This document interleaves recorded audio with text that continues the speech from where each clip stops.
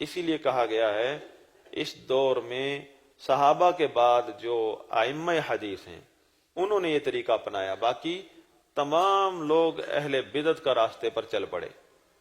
صحابہ کے بعد صحابہ کا طریقہ صرف اصحاب الحدیث، تابعین، تبع تابعین، ائمہ کرام، ائمہ حدیث نے اپنایا۔ ان کو ائمۃ الحدیث، اصحاب الحدیث، اہل الحدیث کہا جاتا ہے۔ ان کے بارے میں اسی لیے کہا گیا کہ اہل الحدیث ہم اہل النبی۔ یہ جو اصحاب الحدیث ہیں، اہل حدیث ہیں، یہ اصل میں حقیقت میں اہل نبی ہیں۔ سوال یہ ہے کہ اہل نبی، اہل نبی کا مطلب اصحاب محمد۔ اصحاب محمد تو ہم صحابہ کرام کو کہتے ہیں، اور یہ کہ محدثین کا شعر ہے، محدثین ائمہ کرام کے شعروں میں سے ایک شعر ہے، تعریف کی ہے جب علماء کی، علماء حدیث کی، تو یہ اس وقت شعر پڑا۔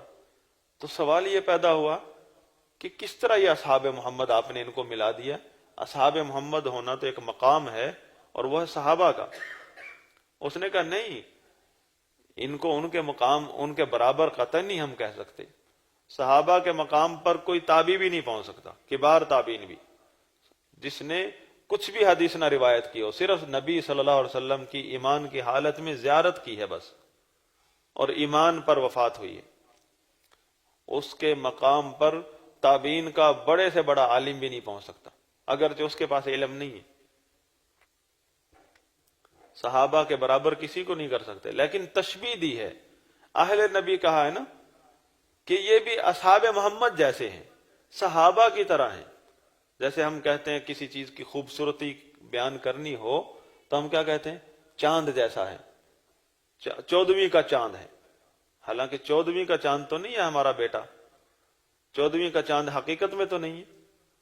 ہم کہتے ہیں میرا بیٹا 14ویں کا چاند کی طرح ہے، یا سیدھا کہہ دیتے ہیں 14ویں کا چاند ہے، یا یہ ہمارا بھائی یہ تو شیر ہے، حالانکہ شیر تو نہیں ہے، 4 ٹانگیں دوم والا نہیں۔ لیکن تشبیہ، یہ تشبیہ ہے، ایک فن ہے، یہ اسلوب لغت ہے کہ کس چیز کی تشبیہ دے رہے ہیں ہم۔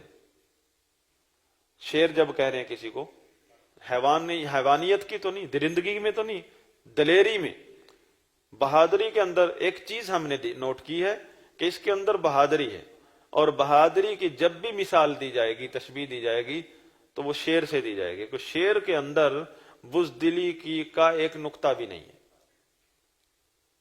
بزدلی، بہادری کے اندر شیر جو ہے وہ مثال ہے، اپنی مثال آپ ہے۔ شیر کی مثال کسی سے نہیں دے سکتے آپ بہادری کے اندر۔ خوبصورتی کے اندر چاند کو کسی سے تشبیہ نہیں دے سکتے، چاند سے تشبیہ دیں گے ہم خوبصورتی میں۔ تو ائمہ حدیث کی مثال دی ہے، تشبیہ دی ہے صحابہ کرام سے۔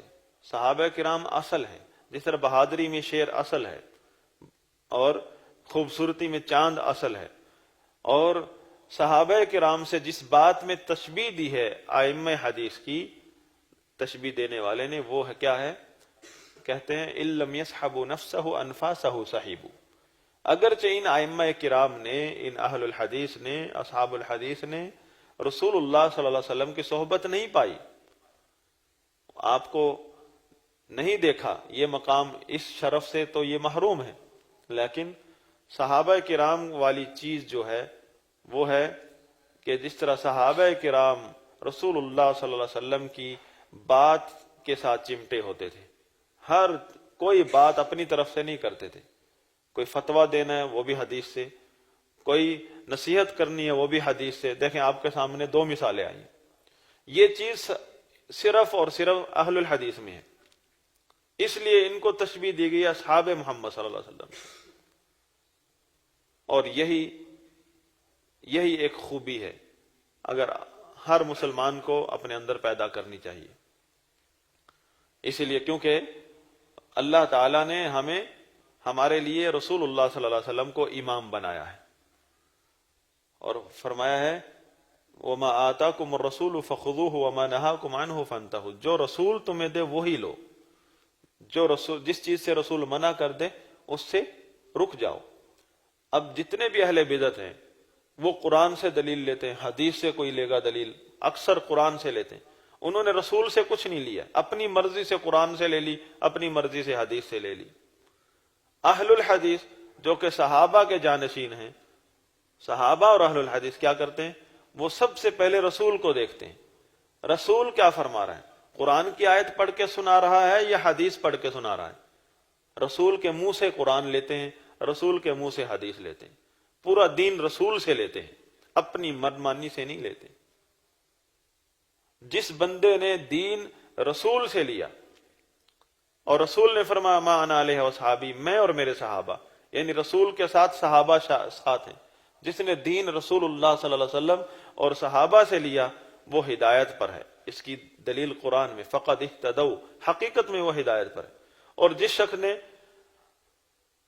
کم از کم صحابہ کو سائڈ پر کر دیا، چاہے وہ رسول کو بھی لے رہا ہے، قرآن و حدیث کو لے رہا ہے، پھر بھی وہ گمراہ ہو جاتا ہے، اور گمراہ ہے، وہ گمراہ ہے جس نے قرآن و حدیث کو الگ کر دیا، صحابہ کو الگ کر دیا، بلکہ قرآن و حدیث صحابہ۔